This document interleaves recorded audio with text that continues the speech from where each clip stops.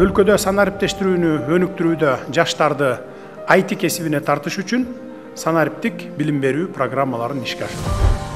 Билим берүү тутумунда санариптик трансформацияга өтүү 2015 жылы башталган. Бул окуу каражаттарына басылма окуу китептерин, тахта жана маркерлерди, кагаз дептерлерди пайдалануу, аудиториядагы лекциялар жана башка салттуу инструменттерге карата мамилелер өзгөрүп, салттуу ыкмаларды пайдалануудан четтөө. Бирок санариптик технологиялардын өнүгүшү менен катар окутуунун заманбап ыкмаларына ырааттуу түрдө өтүү орун алууда.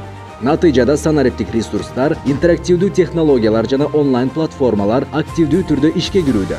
Учурда билим берүү тармагында технологиялык өзгөрүүлөр жүрүүдө.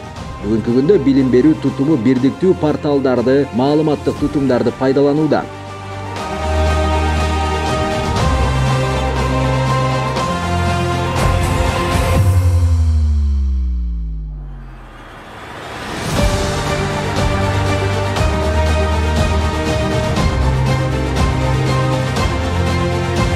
Бардык жаңы технологиялардын жана технологиялык тенденциялардын ичинен мен эки багытты — жасалма интеллект жана криптовалютаны белгилегим келет. Аналитиктер адам сыяктуу ой жүгүртүүгө жана ойлонууга программаланган акылдуу машиналар жакынкы келечекте билим берүү, саламаттыкты сактоо жана башка көптөгөн тармактарда революцияга алып келет деп болжолдошууда. Жакында эле британиялык илимпоздор жасалма интеллекттин жардамы менен 30 күндүн ичинде боордун рагын айыктыра алганы тууралуу кабар чыкты.